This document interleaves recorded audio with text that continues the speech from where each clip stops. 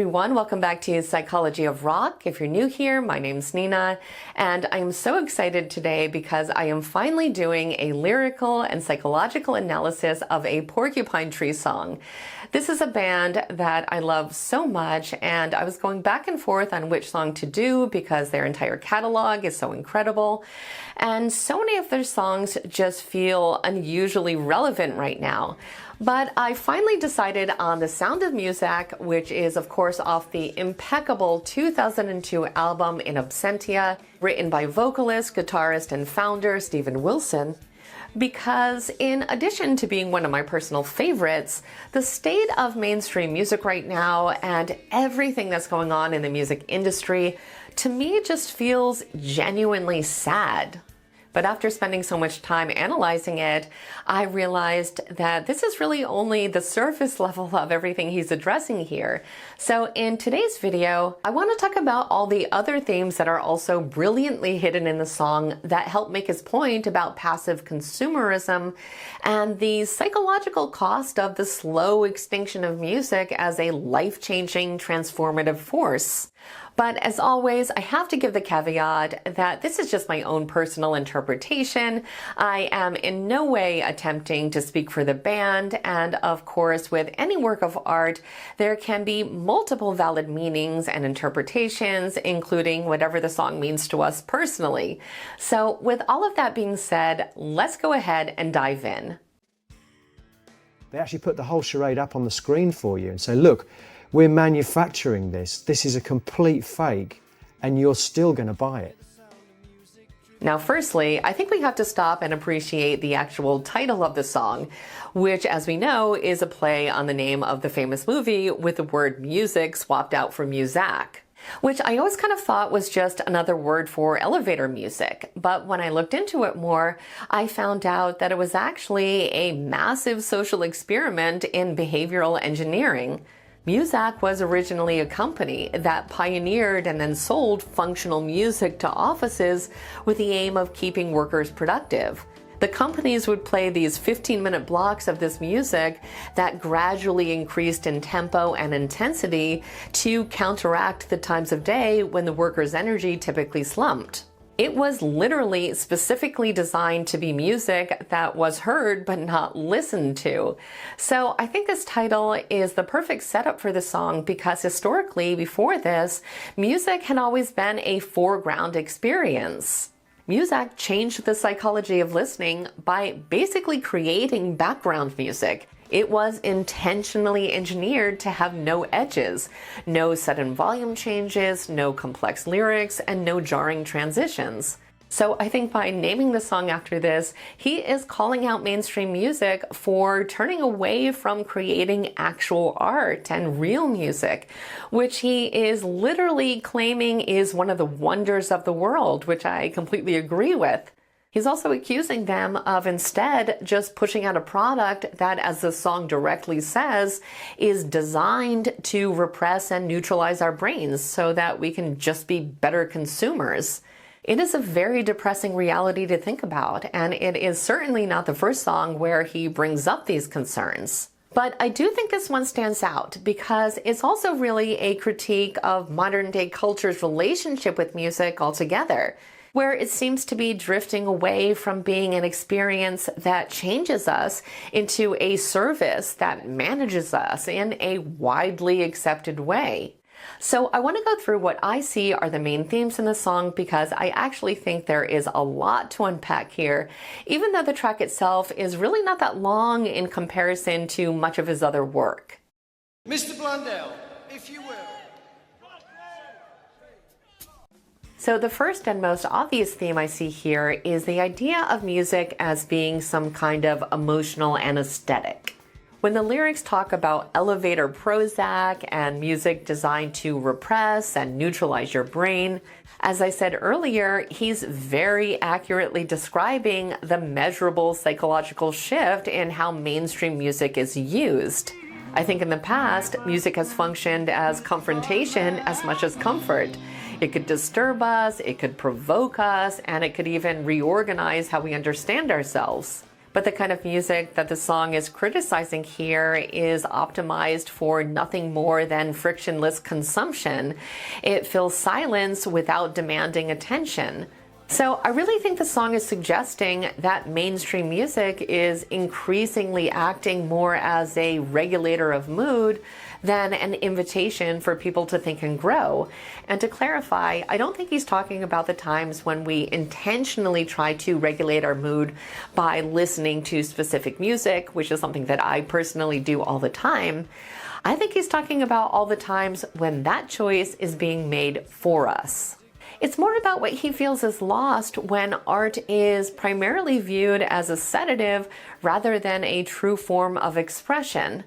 Now, I think the second theme here looks at how directly commercial incentives shape mainstream music. When the song is talking about it being engineered to suit you, it's pointing to an industry that very clearly rewards predictability and repeatable success. Obviously, this works from a business perspective, but artistically, it really doesn't leave any room for experimentation because labels are just going to see that as a big risk. So the artists are just kind of forced into following the same formula as everyone else.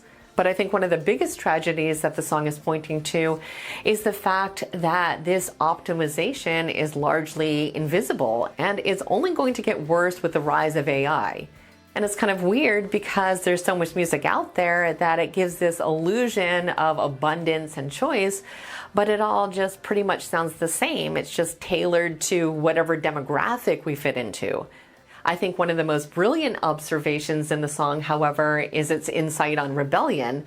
The lyric about the music of rebellion being made by wealthy insiders is genius. It perfectly showcases the very real paradox that even dissent can be packaged and sold.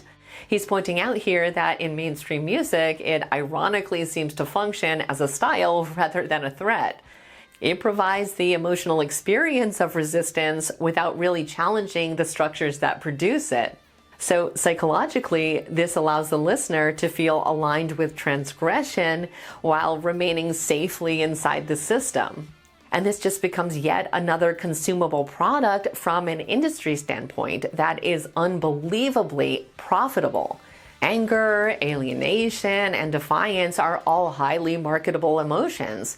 When they are converted into aesthetic products, these can be circulated widely without destabilizing the economic framework that distributes them.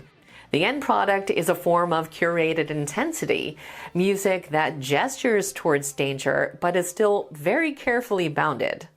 I do want to point out here, however, that I don't think the song is necessarily dismissing artists or audiences as being insincere. I think it's more just observing how easily authentic impulses can be absorbed by commercial systems, which is an incredibly valid point. Now, another recurring idea in the song is the concept of edges being blunted and the soul being squeezed out of music. I think these lines point to what we talked about earlier, which is the loss of friction in cultural experience. And what I'm implying by the word friction in this context are things like surprise, difficulty, resistance, qualities that would force active engagement.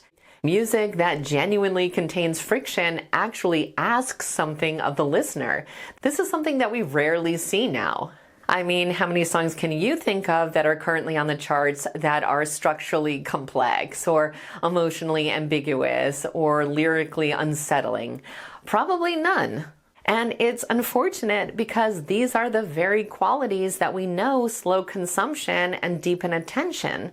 I think sadly, most people are no longer even accustomed to engaging with material that requires patience or interpretive effort.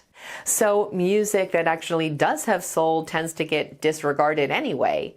So again, I think he makes another really great point here. But I think the most uncomfortable theme in the song is the idea that the industry does not operate in isolation, or in other words, we're to blame too.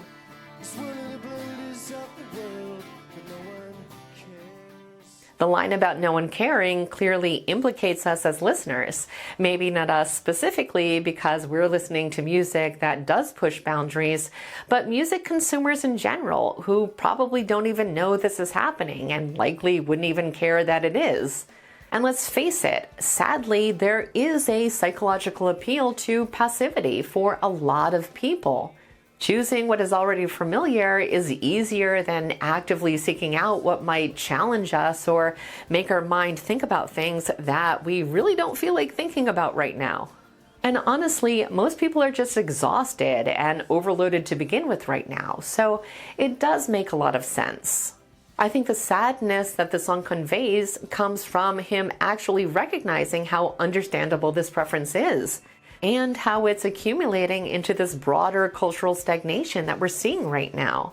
And all of this is just so heartbreaking to me because I truly believe that music in its best form can not only be fantastic entertainment, but can absolutely transform our lives and help us to grow both intellectually and emotionally. I would not even want to live in a world where music wasn't a major part of who I am as a person and was merely just some kind of background noise. And I know if you're watching this video, you feel exactly the same way.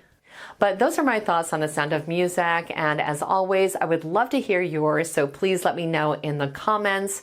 It really is a masterpiece on every level, and I have been on a huge Porcupine Tree kick lately, so if you want any other song analyzed, please let me know. It is the perfect time. I have ADHD, and this is my current fixation. So, as always, I hope you enjoyed the analysis, and I will see you in the next video.